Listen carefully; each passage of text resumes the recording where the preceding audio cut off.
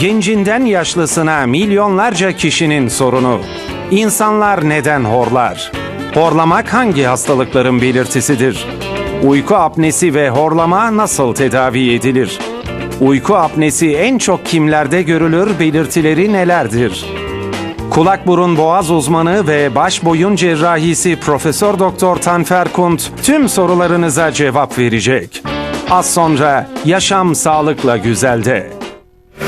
Profesör Doktor Tanfer Kurt, kulak burun boğaz uzmanı, baş boyun cerrahisi, konumuz horlama. Hoş geldiniz hocam. Hoş bulduk. Öncelikle böyle bir espri olarak başladık ama çoğu ailede belki de boşanma sebebi bile olabiliyor horlama duyduğum kadarıyla. Günümüzde çok sık da rastlanan bir şey. Doğru. Aşırı yorgunlukla mı alakalı, duruş bozukluğuyla mı alakalı, bir rahatsızlık mıdır, nedir horlama?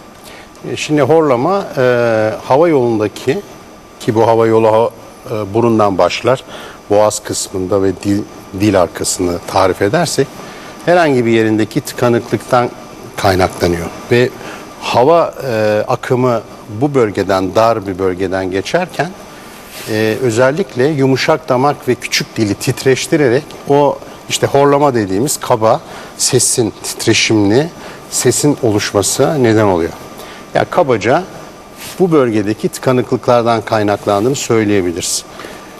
Tabii bunu neler yapar diye düşündüğümüzde bu yollardaki tıkanıklıklar erişkinde veya çocukta, çocuk da horluyor.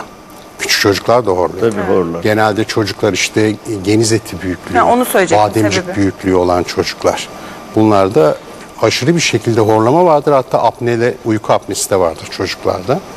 Erişkin insanda da gene burun problemleri, boğaz bölgesindeki problemler, yumuşak damak ve küçük dille alakalı şekil bozuklukları, gevşek, gereğinden fazla iri bir yumuşak damak bunlara sebep oluyor. Bir esas önemli bir faktör de şişmanlık, yani kilo fazlalığı.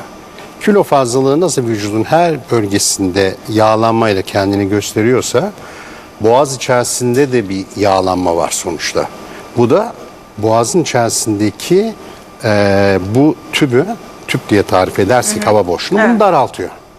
Artı dokular daha gevşek oluyor ve sonuçta bu hava gene buradan geçerken bir türbülansla bu yumuşak dokular titreşiyor ve horlama dediğim şey demek ki şişmanlıkta da bir faktör. Pozisyonla ilgili bir faktör tabii sırt üstü yatmak. Sırt üstü yatıldığında yumuşak damak arkaya yatıyor. İşte o yatış da tam hava yolunun üzerinde onun bulunmasını, o küçük dilin bulunmasını sağlıyor ve daha çok horlamaya başlıyor. Hatta uyku apnesi dediğimiz şey sırt üstü yatışta daha çok görülüyor.